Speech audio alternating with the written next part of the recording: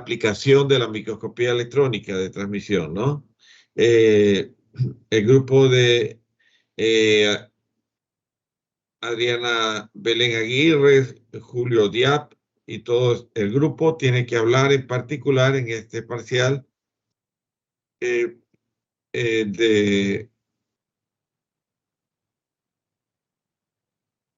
HPV, virus de papiloma humano, COVID-19, virus sincitial respiratorio.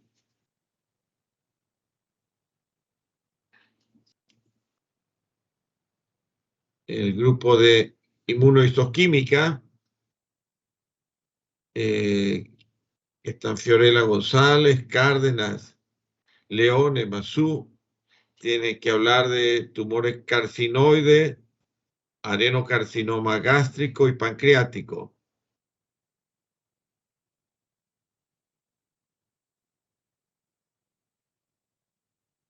Y cáncer de mama.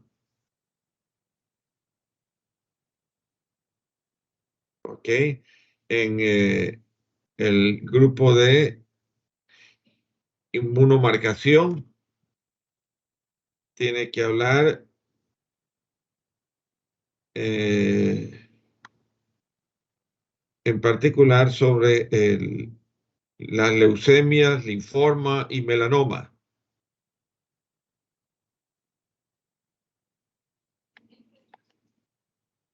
Y el grupo de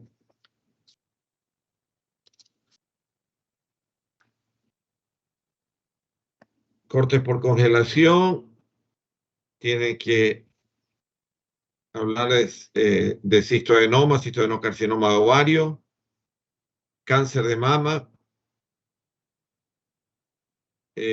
cáncer de piel, que es el grupo de Romina Andrade, Isabel Bodero, Enrique Casas, Salazar, Solórzano, Paskiewicz, etc. Rosero, Valareso y Villavicente. ¿Ok? Listo, doctor, gracias. Si hay alguna inquietud, pues me lo pueden ir haciendo en el transcurso de esta semana. Doctor, tengo una Dígame. pequeña pregunta. Dígame. Soy el grupo número 3, creo que era del tumor carcinoide adenocarcinoma gástrico. Ajá. Lo que sucede es que en la tutoría del parcial pasado, nosotros del tumor carcinoide no vimos, pero del adenocarcinoma gástrico ya topamos ese tema en inmunohistoquímica. ¿Usted quiere que nuevamente... Entonces, cáncer de mama hagan. Entonces sería solamente tumor carcinoide, pancreático y cáncer de Cáncer mama. de mama. Solo esos dos temas. Bueno, temporalmente eso. Si no es que tienen que poner la fotografía del equipo y también hacer redacción de la aplicación de dicha inmunohistoquímica y hablar pues en cada una de esas patologías de cáncer de mama, cáncer pancreático, cáncer gástrico, eh, cuáles son las inmunos que salen positivos y por qué lo identifica como tal, ¿no? Tumor carcinoide, adenocarcinoma, cáncer de mama. Si hay alguna, si ya desarrollan y necesitan algún otro tema, pues me avisan y yo les doy, ¿no?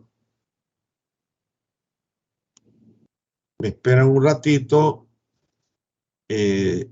Voy a poner el slide que nos quedamos con ustedes y enseguida estoy con ustedes.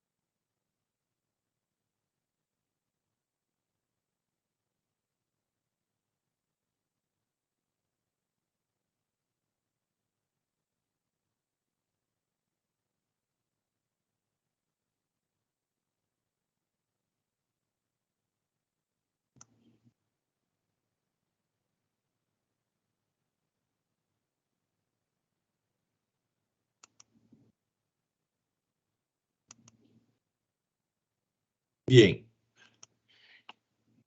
yo creo que nos quedamos en esta. Bien, los accidentes cerebrovascular o ictus son accidentes cerebrovascular que lo vamos a clasificar, como ya hemos mencionado previamente, en accidentes cerebrovascular de tipo isquémico, que corresponde entre el 70 y 80% de los casos. Esto se debe a infartos tromboembólicos o embólicos debido a aterosclerosis de las arterias extracraneales, generalmente procedente de la carótida o procedente de lesiones a nivel cardíaco de las coronarias, intracraneales con cardiopatía subyacente.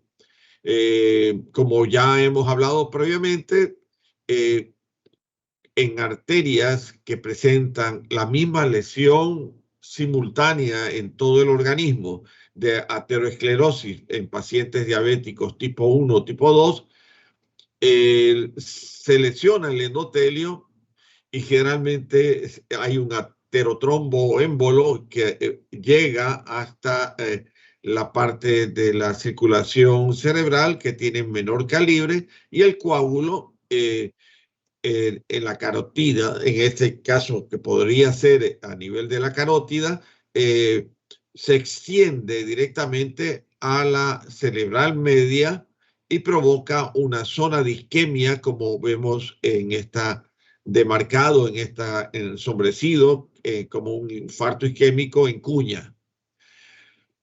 Este fragmento de émbolo o trombo que se formó es un coágulo que se originó probablemente a nivel de las arterias coronarias y fue a viajar por la circulación hasta llegar a la carótida o a la arteria cerebral media, provocó la lesión oclusiva a nivel de la luz de la arteria y formó una isquemia en cuña.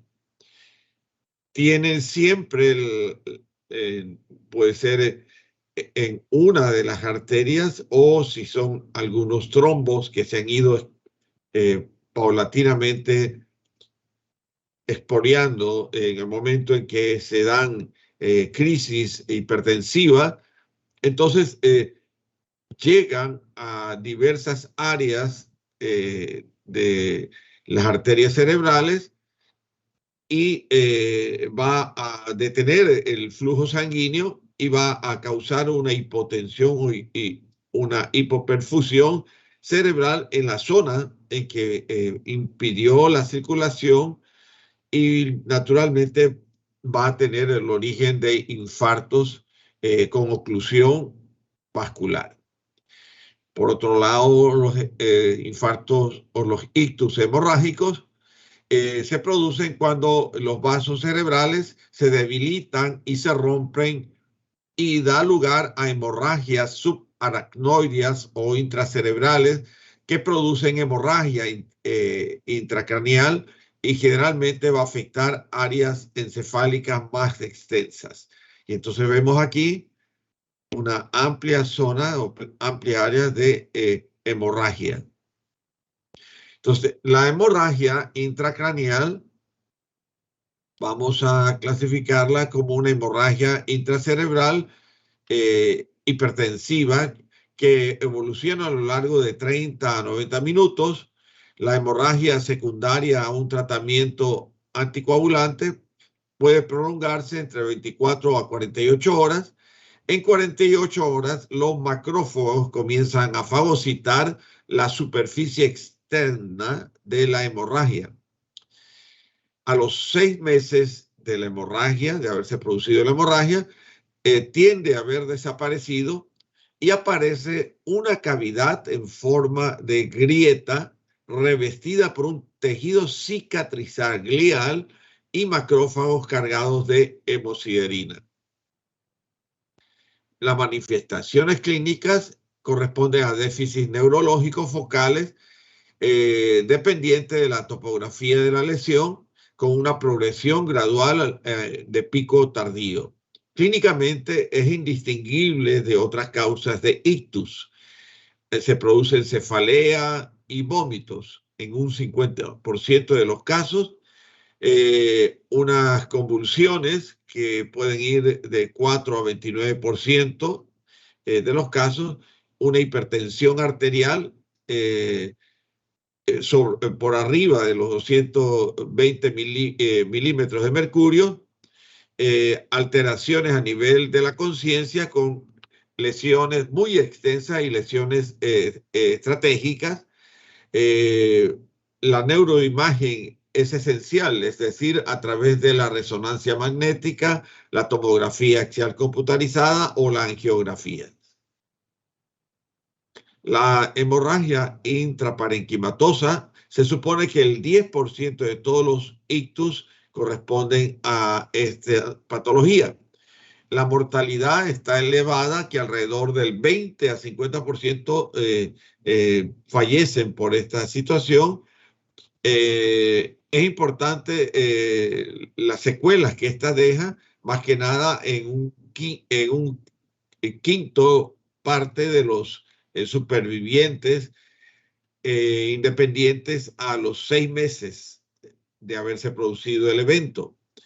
Factores de riesgo: la avanzada edad, la hipertensión arterial es el principal factor de riesgo modificable y siempre va a estar presente en 45 a 70% de los hematomas cerebrales. El alcoholismo crónico y la iatrogenia, la toma en pacientes que han ingerido nicumarínicos en caso de querer provocar una fibrinolisis. La hemorragia subaracnoidea experimental, efectos fisiopatológicos, tiene efectos tardíos como aumento de la presión intracraniana, vasoespasmo cerebral, disminución del flujo cerebral, disminución del consumo de oxígeno cerebral, alteraciones de autorregulación cerebral, disminución de la reactividad de anhídrido carbónico y lactoacidosis del líquido cefalorraquídeo. Las causas del hematoma intraparenquimatoso: la etiología, la mayor parte, entre 40 a 70%, es por hipertensión arterial. Su localización va a ser en los ganglios de la base, cerebelo, tronco, sustancia blanca, subcortical. Y la edad promedio a mayores de 45 años. Las malformaciones vasculares se dan en un 4 a 10%, son de orden laboral y se producen en jóvenes. La angiopatía amiloidea, entre 5 al 10%, son del orden laboral y se producen en ancianos. Tumores cerebrales, 2 al 10%, y generalmente es una localización atípica. Es decir, en el sitio en que se desarrolla dicha lesión tumoral. La anticoagulación y fibrinolisis, entre el 9 y 14% de los casos, son de origen lobares. He estado diciendo, son de origen lobares, se producen en ancianos. Las drogas simpático-miméticas se producen más que nada en jóvenes y otras indeterminadas en un 10%. La hemorragia intraparenquimatosa espontánea tiene 4 fases. La fase del proceso patológico se da en casos de rotura vascular en el tiempo entre 1 y 10 segundos y el mecanismo, una hipohialinosis y amiloides, depósitos amiloides. El de origen de hematomas, con formación de hematomas, el evento en 1 hora aproximadamente se da este evento debido a una hipertensión arterial con trastorno de la coagulación, con una coagulopatía. La fase progresiva, la tercera, es una expansión del hematoma entre 1 a 6 horas debido a una hipertensión arterial con lesiones tisulares y vasculares de un perihematoma. La cuarta es una lesión secundaria con formaciones de edema, 24 a 72 horas y una toxicidad tumoral y celular con degradación de la sangre. Aquí vemos la hemorragia subaracnoidea, complicaciones. La más frecuente es la hidrocefalia. Se da en las primeras 24 horas, luego de una crisis hipertensiva severa con sangre intraventricular. Se desarrolla en semanas, meses o también en años. La hidrocefalia a presión normal puede irse desarrollando y la tríada de Hutchinson-Adams se puede presentar. Las hemorragias subaracnoides pueden estar acompañadas de discrasias sanguíneas como coagulopatía, coagulación intravascular diseminada, leucemias, trombocitopenia, vasculopatías como angiopatía amiloidea, disección de las arterias cervicales y craneales, una displasia fibromuscular o una vasculitis con colagenopatías. La hemorragia subaracnoidea tiene una extravasación de sangre dentro del espacio subaracnoideo.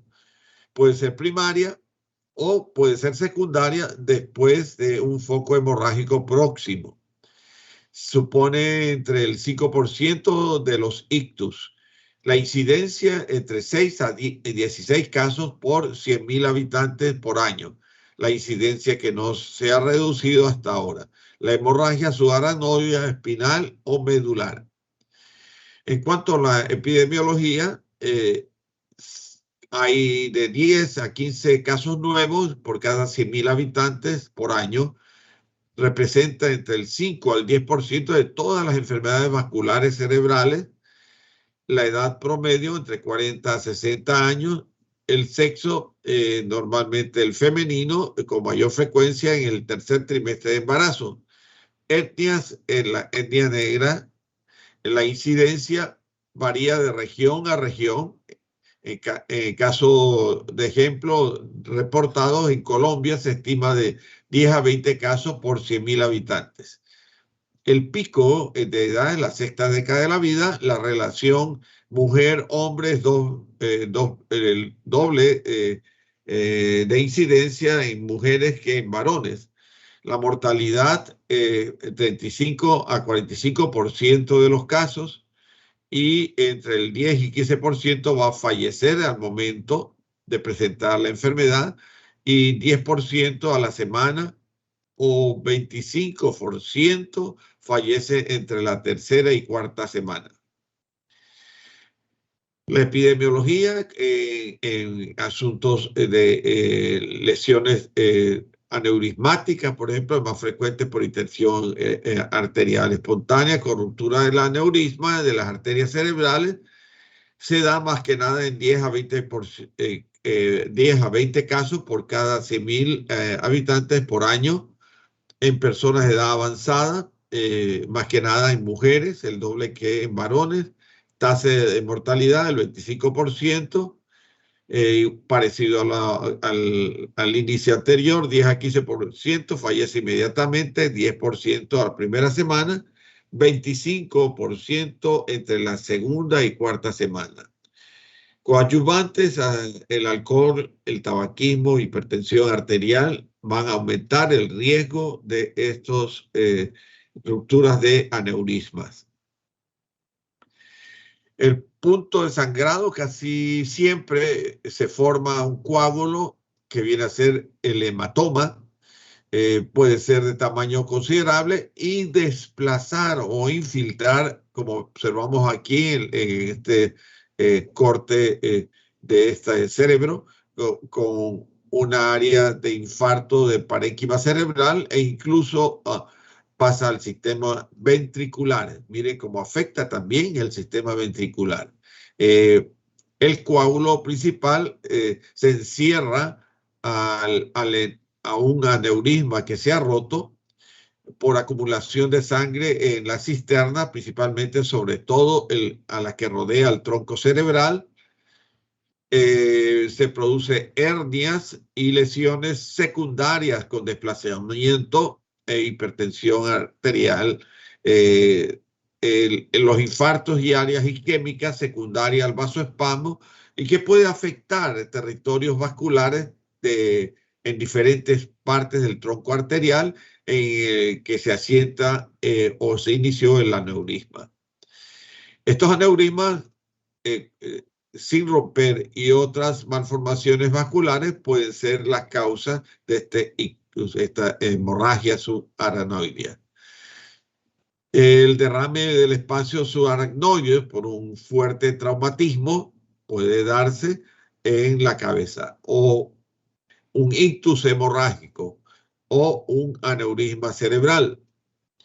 Pueden dar lugar al debilitamiento de la pared de la arteria o de un vaso sanguíneo que va a provocar una dilatación con abombamiento de la pared del vaso y una subida de tensión que puede causar la rotura de este vaso, como lo observamos aquí. El ictus hemorrágico es la rotura del vaso sanguíneo que se produce en un vaso sanguíneo sin ninguna aparente alteración o malformación también por una subida de tensión. Entonces, el aneurisma cerebral generalmente no causa síntomas, es silencioso inicialmente, a menos que se rompa. Y en ocasiones un sangrado dentro del cerebro. Pero si el aneurisma comprime estructuras circundantes en el cerebro, se puede presentar síntomas de acuerdo a qué área del cerebro esté afectando, a qué par craneal. Los síntomas dependen de qué estructura comprima el aneurisma, pero puede abarcar que el paciente tenga una visión doble o dolores de cabeza, que generalmente el paciente refiere como un dolor, el peor dolor de cabeza que ha sentido en su vida. Una migraña sumamente fuerte y acompañado de un dolor en el cuello. El aneurisma cerebral son protrusiones en forma de saco de la arteria, como lo observamos aquí, en este polígono de Willis, en la que cuya causa se debe a una debilidad de la rea, de la parte muscular interna dentro de la pared del vaso sanguíneo en cuestión. Cuando se rompe el aneurisma cerebral, la sangre escapa y puede causar complicaciones neurológicas graves, inclusive sobrevenirle la muerte. Las personas que sufren rotura del aneurisma cerebral dicen experimentar repentinamente la aparición de la peor jaqueca de su vida. Y aquí vemos el aneurisma cerebral con formación de un sacro de la arteria como una comunicación anterior al cerebro. ¿Cómo se forman estos aneurismas? Se debe al debilitamiento de la pared de una arteria en la base del cerebro, que va a provocar que ésta se dilate y se llegue inclusive a romper. Entonces se observa la debilidad de la pared en la capa media, entra el flujo sanguíneo, forma una bolsa que va a seguir creciendo y en una crisis hipertensiva termina rompiéndose y va a provocar una hemorragia que puede ser mortal. La sintomatología: dolores de cabeza, visión doble, pérdida de la visión, dolor en el ojo, dolor en el cuello rígido o una cefalea una caída del párpado, ptosis palpebral. Entonces, el aneurisma generalmente se va a dar por una dilatación fija de la arteria que engloba las capas de la misma y es superior en un 50% del calibre normal de dicha arteria. Es decir, en un 50% aumenta el calibre de dicha arteria. Es un saco de sangre que rodea y que está unido al cuello pedúnculo de la arteria. Su patogenia no es totalmente conocida, es incierta. Ocurre en algunas oportunidades cuando hay una aterosclerosis con placas de ateroma entre la íntima y la media, con una acumulación de placas fibrolipídicas en la pared de la arteria y se vuelve débil, que va a protruir hacia afuera. Al romperse el endotelio, la matriz extracelular sale, se forma el trombo y se produce un émbolo. Pero en ese espacio en que había la placa fibrolipídica, comienza a llenarse de coágulos. Es una causa rara y letal, la micótica. Es una infección total de la pared de la arteria, se da en el ensanchamiento peculiares y focalizados. Y persiste una arteria debilitada en un vaso. Entonces vemos por asunto micótico también se puede dar un aneurisma. Y finalmente un trauma, un evento traumático craneal a nivel de los huesos de la bóveda craneana se origina tras una mínima rotura traumática de la pared de las arterias con la formación de hematomas que se organizan creando así un pseudo saco neurismático en continuidad con la luz de la arteria. Realmente no es un aneurisma verdadero, pero en todo caso, por un evento traumático también se puede dar un evento sacular, un pseudosaco. ¿Qué es un aneurisma? Es el abultamiento en una área débil de la arteria que lleva sangre al cerebro. ¿Cuáles son los síntomas? Confusión con letargo, somnolencia y estupor. El párpados caídos, dolores de cabeza con náusea y vómito, debilidad muscular, con dificultad para mover cualquier parte del cuerpo, entumecimiento con disminución de la sensibilidad en cualquier parte del cuerpo, crisis epiléptica, problemas del habla, cambios de la visión doble o pérdida de la misma.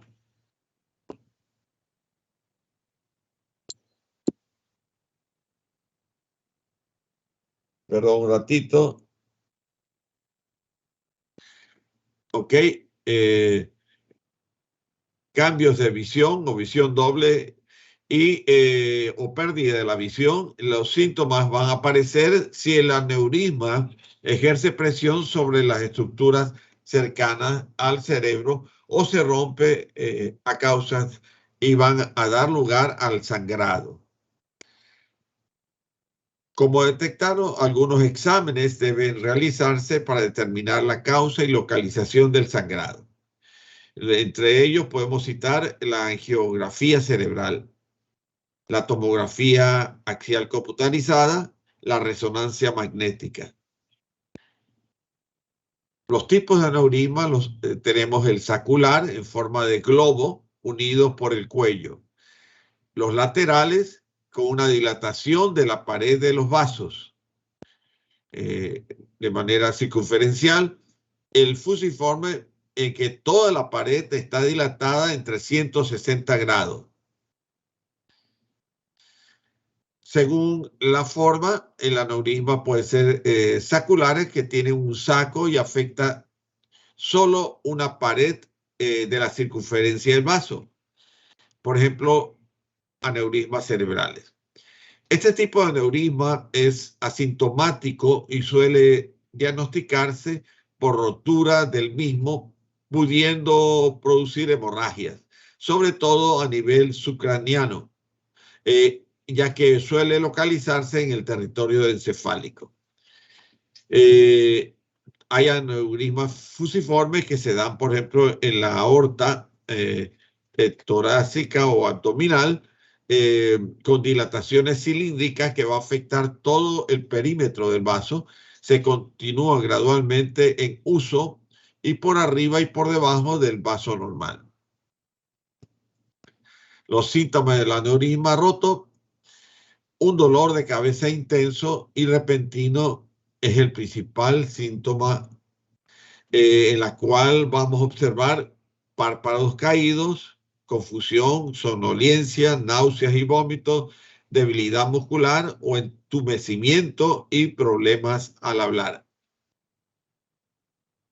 Y ahí vemos cómo se observa una lesión con una hemorragia subaracnoidea, en la que se observa el sitio esquemático del área en que se produjo una dilatación con una ruptura aneurismática que da lugar a una isquemia por una crisis hipertensiva, y pues demarca en la resonancia magnética el sitio tromboembólico que se produjo en el momento de este evento de hipertensión y aparición de las áreas con una hiperseñal a nivel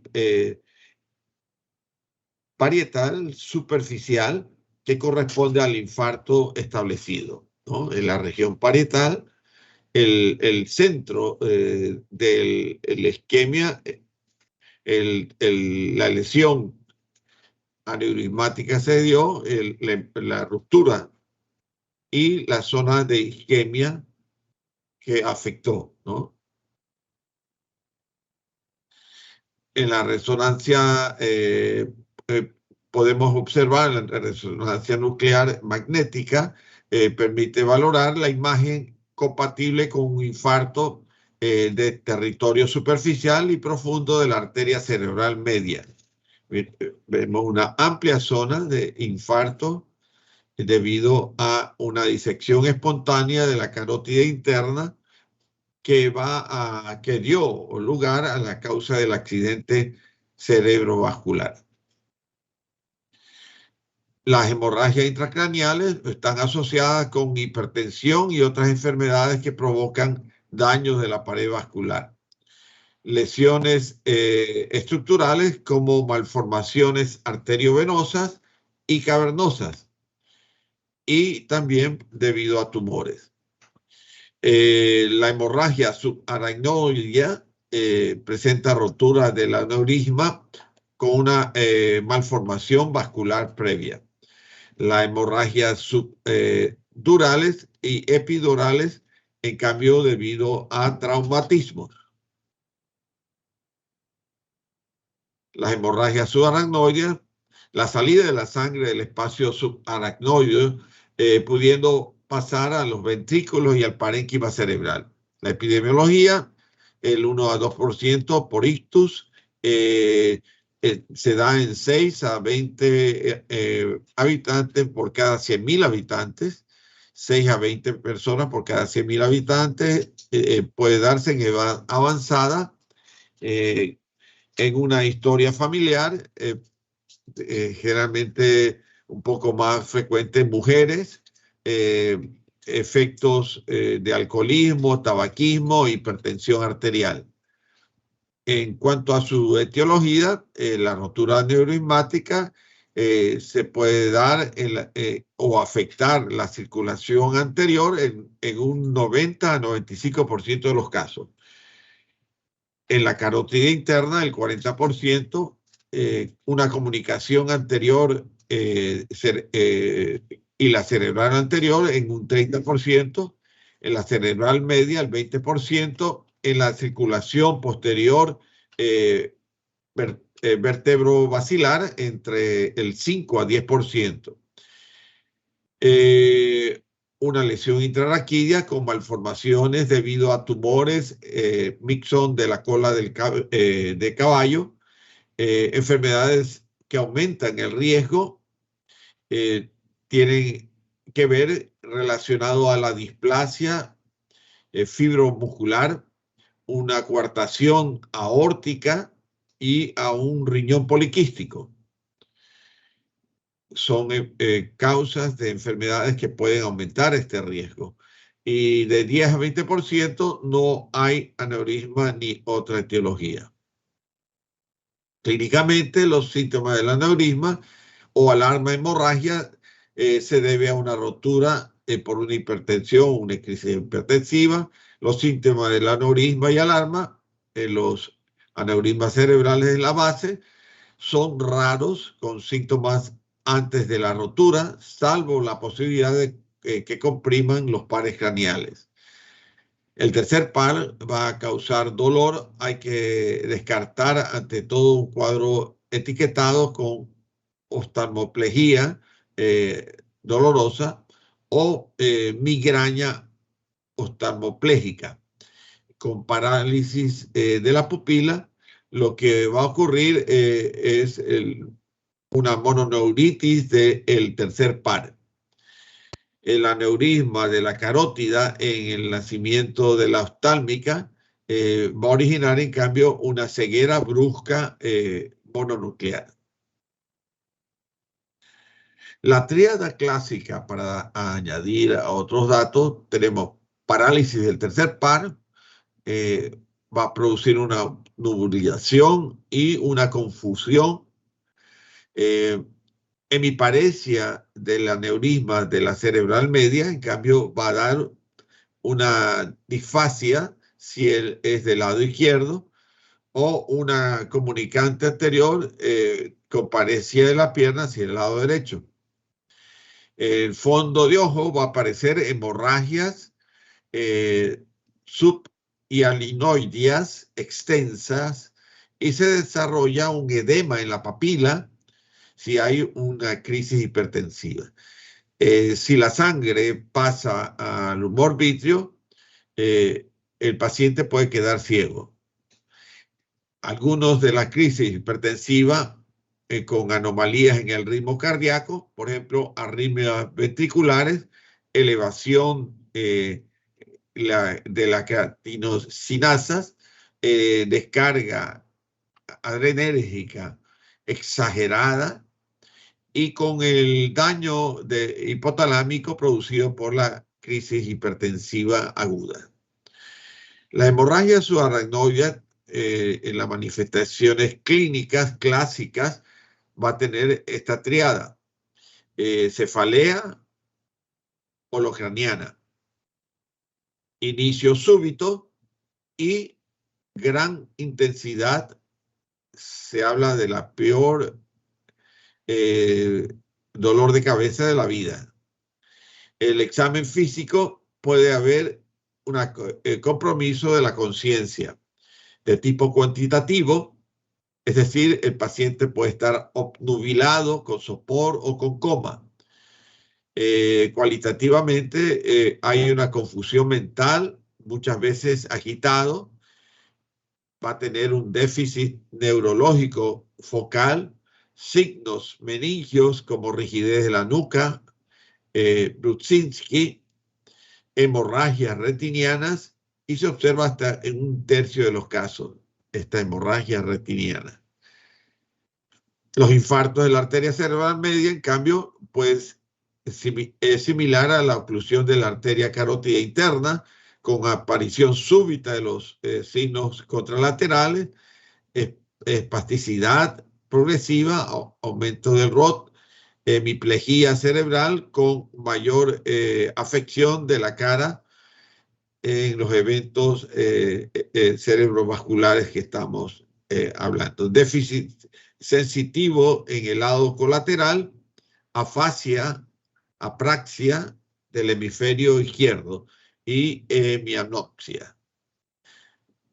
El infarto de la arteria cerebral posterior, en cambio, puede producir hemiparesia contralateral, ataxia cerebelosa, temblor en el núcleo rojo, vértigo, diplopia nixtamus, parálisis en la mirada, parestesias, disfagias, disartria. Las complicaciones en el vasoespasmo por una hemorragia subaracnoidea representa cuarto grado entre el doceavo día, entre el cuarto y doceavo día, el máximo entre 6 a 8 días. Puede ser el triple, puede causar una hipervolemia, hipertensión, hemodilución de tipo angiográfico en el 70% detectable y sintomático en el 36% detectable. Los cuadros de accidente cerebrovascular vertebrovascular puede causar vértigo, ataxia, parepsia, diplopia, parestesias, alteraciones visuales, disfagias, nistagmo, oftalmoplegia, síndromes alternos, disartrias. Y puede asociarse con paro respiratorio. Infarto de la arteria carótida interna puede inducir a signos laterales, hemianopsia homónima, parálisis facial, hemiparesia o hemiplegia, pérdida sensorial, afasia, accidente cerebrovascular izquierdo, alteraciones de la conciencia. Y aquí vemos un corte sagital del cerebro a nivel de núcleos centrales derecho, con una lesión necrótica hemorrágica de 3 centímetros de diámetro mayor, que corresponde a un infarto de tipo hemorrágico. Y generalmente en la parte histopatológica, esta lesión isquémica va a tener, por un lado, una zona en la micrografía A, una zona de infarto isquémico, son débilmente teñidos, miren, son totalmente pálidos para el resto del parénquima cerebral, que está vitalizado, está totalmente como células fantasma en el centro, teñidos con eosina, es vacuolado y esponjoso, se vuelve vacuolado y esponjoso. Luego tenemos en el B neuronas isquémicas de color rojo, se tiñen intensamente, eosinofílicas, en la pericarión que se encoge, y el núcleo se vuelve basófilo homogéneo. En el C observamos ya la mielina se ha desintegrado en pequeños glóbulos de lípidos. En el D, en cambio, los axones en pequeñas fragmentaciones se han formado, y en el E, los capilares son prominentes. Y estos tienen una coloración de reticulina, pero hay un marcado edema y una isquemia difusa. Entonces, los eventos isquémicos pueden haber, entonces, infartos cerebrales isquémicos de color blanco anémico con lesiones y necrosis. Puede haber también infartos cerebrales hemorrágicos, además con áreas de infarto presentes con sangre extravasada, clisis, émbolos, anastomosis con revascularización, iatrogénico y casi siempre exclusivo de accidente cerebrovascular de tipo embólico, el infarto cerebral hemorrágico. El infarto cerebral silente es asintomático y se demuestra exclusivamente por TAC o resonancia. La leucoariosis, que viene a ser silente, se lo demuestra por resonancia magnética bandas periventriculares, casquetes de asta frontales y occipitales con una envoltura perivascular y zonas irregulares del centro oval y corona radiada. Entonces, infarto cerebral isquémico, infarto cerebral hemorrágico, infarto cerebral silentes y la leucoarariosis. Aquí vemos un infarto a nivel de la región occipital con un hematoma que se ha formado, un infarto antiguo que ya se forma posteriormente una lesión quística y la necrosis del hemorragio con infarto cerebral. Ahí vemos el trombo, la amplia zona de isquemia con falta de la pigmentación, cariolisis, cariorexis, células fantasmas, paciente varón de 70 años, infartos cerebrales múltiples, ya hay una amplia zona de necrosis y amplias zonas de isquemias. En este caso, cuando hay una arteria, la arteria carótida interna derecha, con una de los totalmente ocluida por un tromboémbolo, mire, está ocupando toda la luz y está cubierta de fibrina. Y alrededor una amplia zona de infarto isquémico anémico. El infarto cerebral se produce con rarificación de la sustancia blanca, exudado polimorfonucleares neutrófilos, a nivel perivascular se observan algunos macrófagos y un marcado edema cerebral. La infiltración de un infarto cerebral con neutrófilos y la infarto cerebral en aproximadamente 10 días con la presencia de gran cantidad de macrófagos. Miren, una gliosis reactiva y leucocitos polimorfonucleares y mononucleares, linfocitos y células plasmáticas. Los pequeños infartos intracorticales antiguos se observan con áreas con pérdida de tejido de gliosis residual. Miren, hay una pérdida sustancial de tejido con una gliosis residual. La meningitis son causas de diversos tipos. Una de ellas, la bacteriana, se produce en las vías respiratorias, generalmente pasan a la sangre o pasan al cerebro y generan un proceso inflamatorio con pus, necrosis del tejido y células con infarto y muerte. La meningitis bacteriana aguda, la causa más común, la meningitis se desarrolla a partir de los 20 años. Los trastornos que predisponen de manera importante es la neumonía por neumococos. También puede haber neumonía por Streptococcus pneumoniae. Otros factores de riesgo, el alcoholismo, coexistencia de otras patologías causadas por neumococos en pacientes inmunocomprometidos como diabetes, la esplenectomía, la hipoalbuminemia y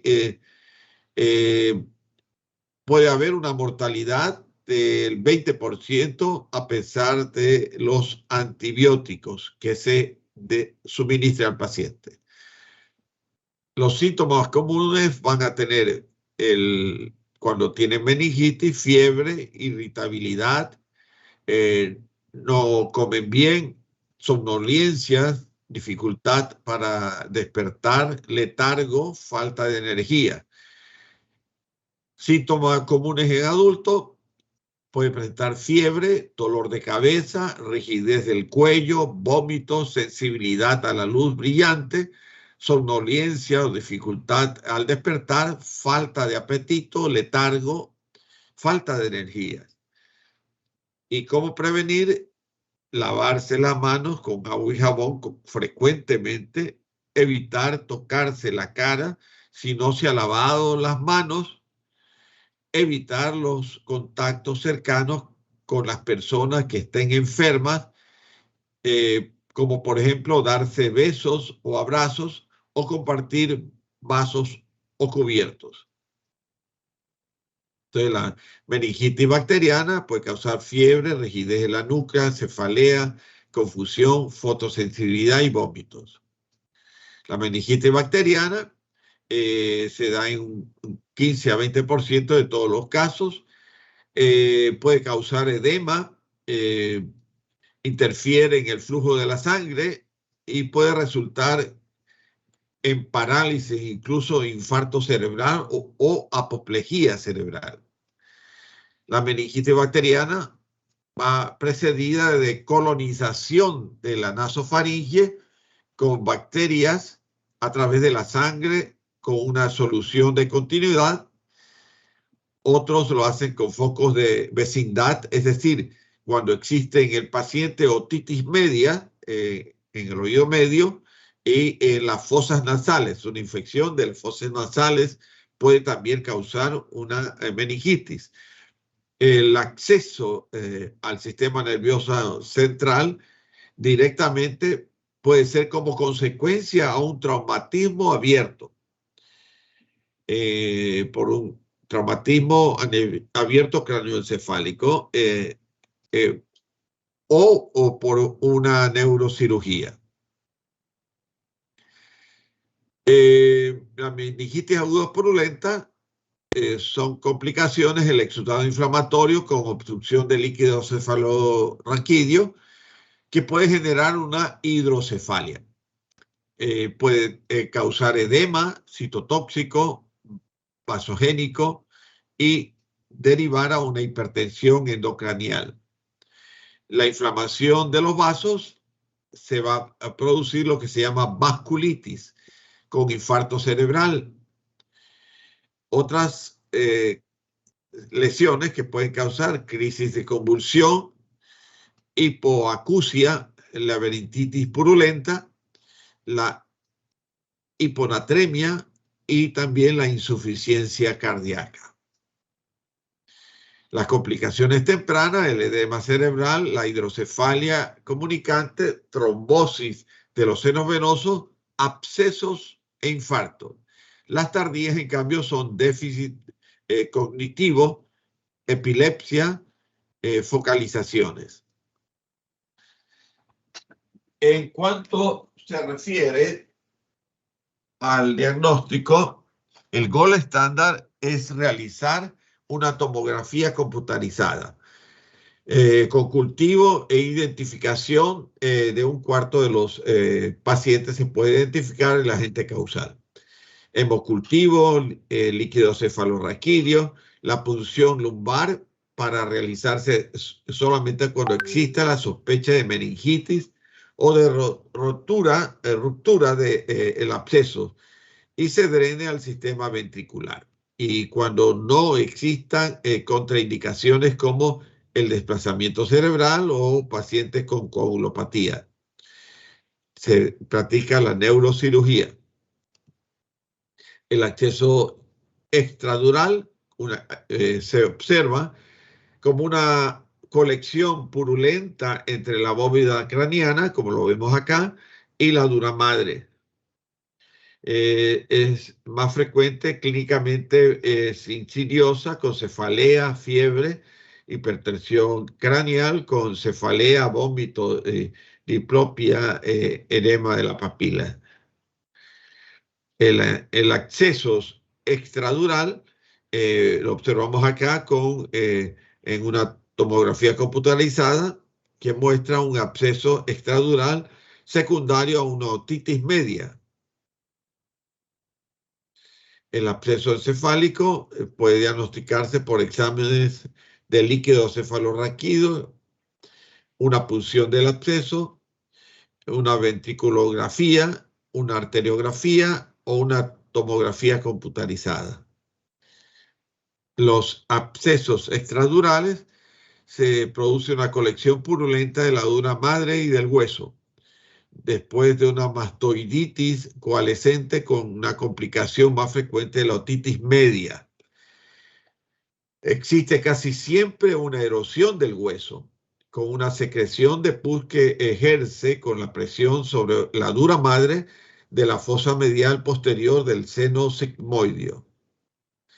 El absceso subperióstico, el absceso retroauricular es el más frecuente, como lo observamos aquí en la mastoiditis, consiste en pus que se extiende de la pared en un diminuto canal vascular al triángulo suprameatal. A la exploración se va a observar tumoración entre la punta de mastoidea y el triángulo de McSegui. En ocasiones es fistulosa hacia el exterior con un drenaje de la secreción purulenta. Entonces, los agentes que pueden causar una meningitis bacteriana, Streptococcus pneumoniae, la Neisseria meningitidis, Haemophilus influenza, la Listeria monocytógena. La meningitis bacteriana, en relación a la viral y a la micótica, los leucocitos van a estar por arriba de 500 milímetros cúbicos. En la bacteriana, en la viral, en cambio, inferior a 500, y en la micótica también inferior a 500. Los polimorfos nucleares, más del 80% en la fórmula leucocitaria. En la viral, en cambio, apenas el 50%, igual que en la micótica. La glucosa va a estar disminuida en la bacteriana, pero aumentada en la viral y también en la micótica. La glucosa va a estar inferior en el 30% de la bacteriana, pero va a estar por arriba del 50% en la viral y por abajo del 30% en la micótica, porque son infecciosas correlativas, la bacteriana y la micótica. Proteínas mayor a 100 y menor en la viral a 100. E igual mayor a 100 en la micótica. El color del el líquido cefalorraquídeo el líquido cefalorraquídeo bacteriano va a ser turbio. En la viral, en cambio, es un líquido claro. La glucosa en la viral va a estar normal o levemente disminuida, entonces en la bacteriana elevada. Las proteínas normalmente levemente aumentadas y el 45% o de más de 200 miligramos por decilitro en la bacteriana. Leucocitosis, pues ya naturalmente hemos hablado, en la bacteriana es mucho más elevada. Los leucocitos polimorfonucleares en la bacteriana y en cambio los linfocitos o mononucleares en la viral. La meningitis bacteriana aguda, inflamación de las membranas que van a rodear al cerebro, médula espinal y también en la meningitis purulenta.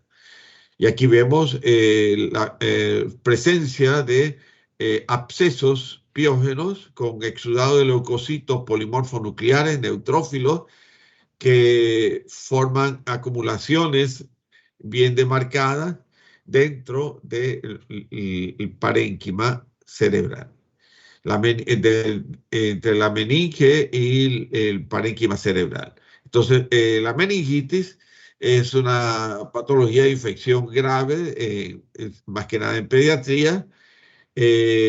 Existen fundamentalmente dos tipos, bacteriana y viral. Y los síntomas, fiebre, escalofríos, calambres, náuseas, vómitos, sensibilidad a la luz, dolor de cabeza intenso y caída o tos palpebral. Y aquí observamos el sitio a donde se encuentra la meninge entre la dura madre, aracnoides y pía madre, a donde se da la colección empieomatosa. con la vellosidad aracnoide del seno venoso dural. El tratamiento a través de penicilina, ampicilina, cefalosporina, cefastina, según el tipo de agente, se suministra el antibiótico específico. Las pruebas de meningitis pueden ser a través de la prueba de Ciel-Nielsen con VAR, el cultivo Lowenstein-Jensen, identificación de los nitratos, niamicinas, o a través de cultivos para bacterias de Mycobacterium tuberculosis, o en hongos a través de la tinción de tinta china, observando las levaduras, y la meningitis vírica con identificación de inmunofluorescencia directa, con virus de la parotiditis, identificación de agentes virales como herpes, virus de herpes simple, meningitis a través de la tinción de Ciel-Nielsen para las bacterias, en caso de la tuberculosis, el Mycobacterium tuberculosis, que se sospeche, o en hongos con tinta china, o la meningitis vírica, como hemos hablado, la meningoencefalitis viral, en cambio, es la aséptica. Generalmente se produce por enterovirus, el virus Coxsackie, ECO o enterovirus humano. También pueden producirse virus de la varicela zoster, virus de herpes simple, virus de Epstein-Barr. Menos común el herpes simple 1, herpes virus humano 6, citomegalovirus.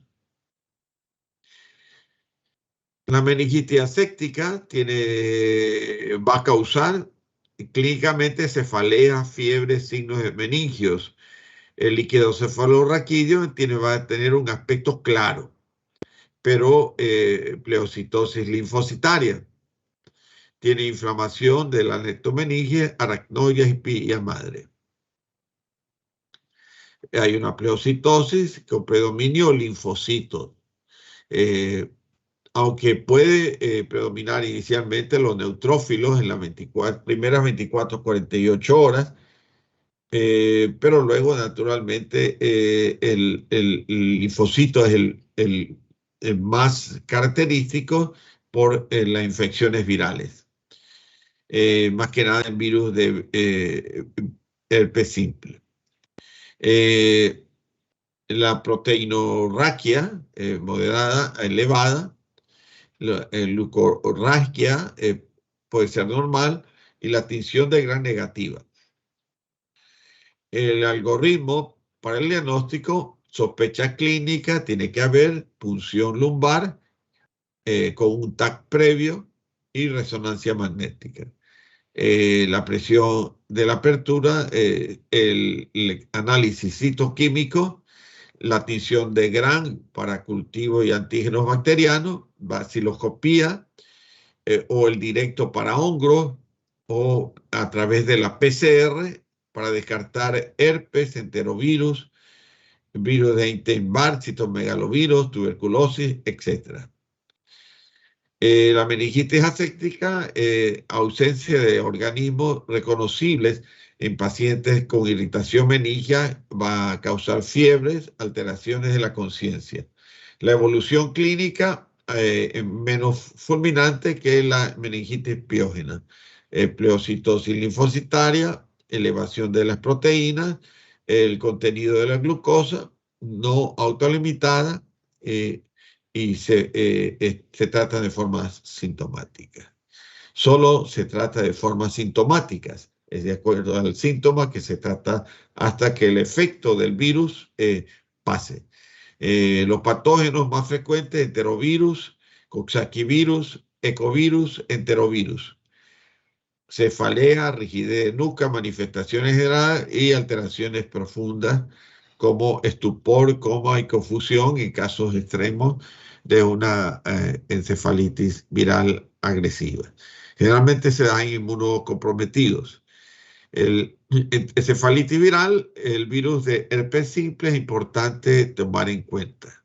Encefalitis por el virus de herpes simple o se observan las lesiones que se da a nivel de la meninge y a nivel encefálico. La micrografía electrónica del virus de herpes virus y la resonancia magnética con la tomografía computarizada y los cultivos de líquidos cefalorraquídeos, electroencefalograma, punción lumbar, exámenes para detectar cantidades diminutas de ADN en el virus a través de la reacción en la cadena de la polimerasa, que es el PCR. Y están los más frecuentes virus: herpes simple 1, tipo 2, enterovirus, varicela zoster, Epstein-Barr, citomegalovirus, herpes virus. Las bacterianas, micoplasma, listeria, monocitogenes, el micobacterio tuberculoso, treponema pallidum, rickettsia. Luego, en los hongos tenemos que tomar en cuenta Cryptococcus neoformans, Coccidioides, especies Histoplasma capsulatum, Toxoplasma gondii. Bueno, eso ya son parásitos entre los principales. Bien, con esto ahora vamos a entrar con lo que corresponde a neoplasias.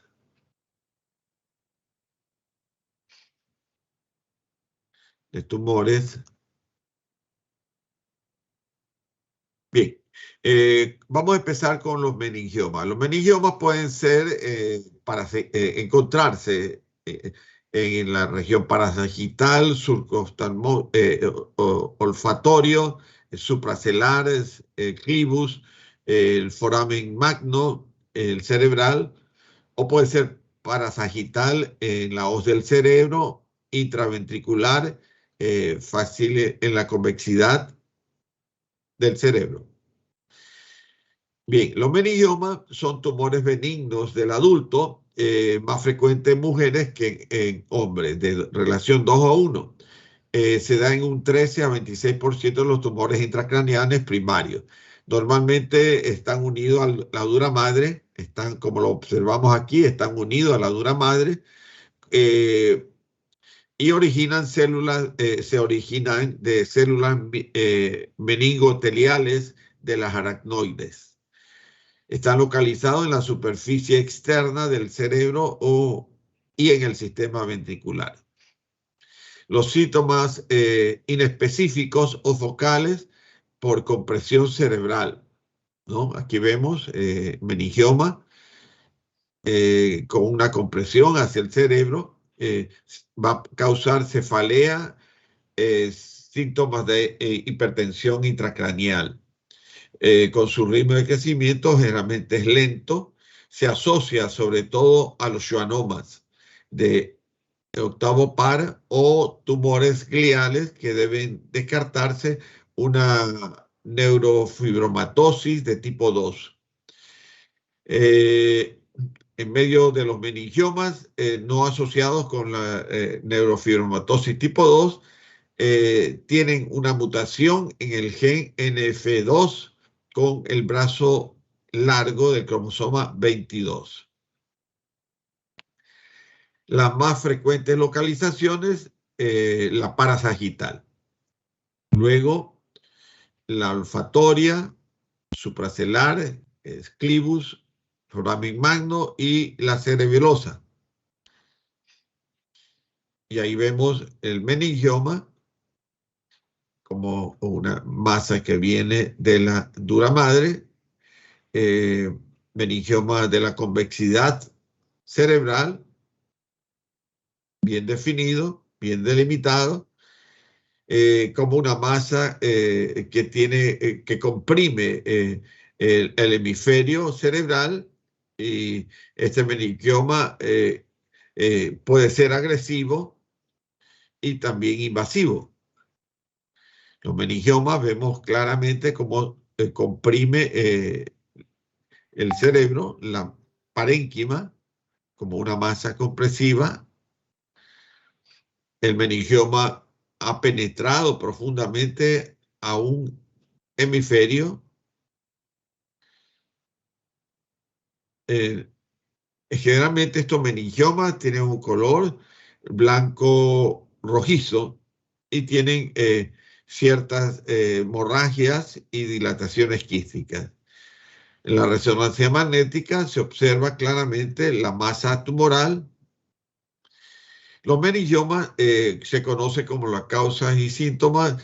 Las causas, personas con obesidad, personas obesas, tienen el mayor riesgo de padecerlo. Al ser más frecuente en mujeres, más frecuente en mujeres, se relaciona con las hormonas y puede ser generado con el tratamiento con pacientes que han recibido radiación, con radioterapia en la cabeza. ¿Cuáles son los síntomas? Una vista doble y borrosa, dolores de cabeza que van en aumento, pérdida de la audición, pérdida de la memoria, deterioro en la parte del olfato y convulsiones. ¿Qué es un meningioma y cómo debe ser tratado? Es un tumor que surge de la meninge, que rodea al cerebro y de la médula espinal. Este suele ser benigno y crece lentamente y puede tener ciertos síntomas, como podría tratárselo con radiocirugía, Gamma Knife. Mediante imágenes de computadora se ubica con precisión el meningioma. Luego de esto, el tumor recibe una alta dosis de radiación localizada, focalizada. La radiación interfiere para la producción celular y produce cambios. Y finalmente el suministro de sangre disminuye y el tumor pues va a morir. El Gamma Knife es una de las alternativas más seguras y más efectivas de radiocirugía en el cerebro. Los meningiomas son tumores que están cubiertos, que se encuentran en las cubiertas del sistema nervioso central. Se originan de las células aracnoides y están adheridas a las aracnoides. Crecen como una masa y atrofia el tejido subyacente. Crece como una placa o a manera de lámina. Puede invadir al hueso. Si es que el tumor no necesariamente invade el hueso cuando sea maligno, puede ser benigno, igual puede invadir el hueso. El aspecto es variable, tiende a ser hipertensión intracraniana. Las variantes histológicas tenemos meningioma meningoteliomatoso o sincitial con límites celulares imprecisos. Meningioma fibroblástico de células alargadas como fibroblastos. Los meningiomas transicionales, que es una combinación del sincitial y fibroblástico. La forma papilar, que es la más frecuente con recidiva. El meningioma Paz positivo, con secreciones Paz positivas. Las formas malignas de meningioma es difícil de saber cuándo va a ser maligno una lesión tumoral. La clasificación histológica, generalmente los meningiomas tienen un amplio rango histológico y generalmente empieza como una coexistencia variable. La Organización Mundial de la Salud actualmente reconoce 16 variedades de meningiomas agrupados en grados y categorías. meningoteliales, fibrosos, fibroblásticos, transicional micro, xantomatoso, angiomatoso, microquístico, secretor, abundante de tejido, linfoplasmocitario, metaplásico. El grado 2, en cambio, coroide de células claras, intracraneales y atípico. Y en el grado 3, el papilar, el rhabdoide y el anaplásico. En cuanto al meningioma meningotelial de tipo sincitial, crece formando masas unidas a la dura madre, ¿no? Se forman masas unidas a la dura madre y son lesiones bien definidas que comprimen el cerebro y pueden extenderse hacia el hueso adyacente. Están formadas por agrupaciones, miren como lo observamos aquí, de células estrechamente unidas sin evidencia de membranas celulares. Formaciones de fibras de colágeno en gran cantidad, fusiformes. El meningotelial es el más frecuente, se identifican nidos de células en forma de sincitios o remolinos, inmersos en un estroma colegenizado con células poligonales, con citoplasma amplio de núcleos ovoides sin atipias. Miren, son núcleos ovoides sin atipias y presentan pseudo-inclusiones frecuentes. Este es el meningotelial, el más frecuente de todos. Y aquí tenemos el meningioma fibroblástico con células alargadas y depósitos importantes de colágeno. Alargadas, Doctor, bipolares. Ajá. disculpe, ya es hora de ir con el otro subgrupo. Ah, ya. Entonces, nos vamos a quedar en el slide 18 de tumores. Para continuar con los respectivos grupos.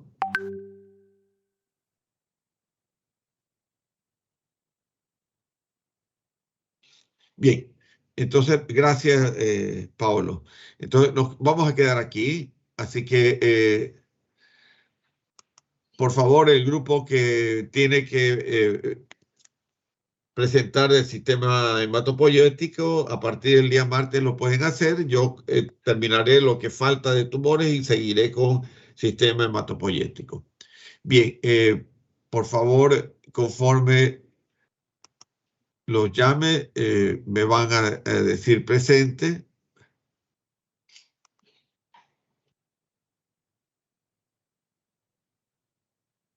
Bueno, voy a dar la asistencia a todos para hacer más ágil.